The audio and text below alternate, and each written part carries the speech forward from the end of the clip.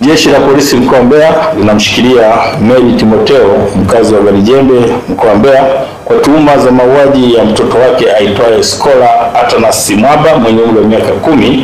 aliyekuwa mwanafunzi wa darasa la 4 katika shule ya msingi Ngonde. Tukio hilo limetokea Disemba 9 mwaka 2025 majira ya saa 6 mchana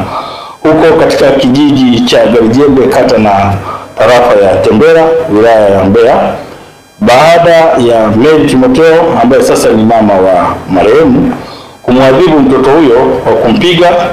kwa kitu kizito kichwani kwa madai kwamba mtoto huyo ni mtukutu.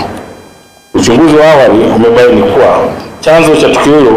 ni kujichukulia sheria mkononi kwa kumwadhibu mtoto wake kwa kumpiga hadi kufa na kisha kuutupa mwili wake shambani jirani na nyumba yake kwa kushirikiana na jirani yake aitwaye Sharifa Nzarage, mkazi wa Garijembe, ambaye pia anashikiliwa na jeshi la polisi. Upelelezi unakamilishwa ili hatua za kisheria ziweze kuchukuliwa dhidi ya watuhumiwa wote wawili. Hivyo jeshi la polisi mkoa wa Mbeya linatoa wito kwa baadhi ya wazazi na walezi kuacha vitendo vya kujichukulia sheria mkononi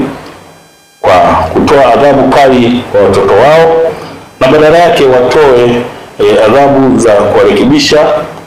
na kuwafundisha mienendo mema ya maadili ili kuepuka madhara yanayoweza kuwapata, ikiwemo kuwapotezea maisha kama hivi au kuwasababishia ulemavu.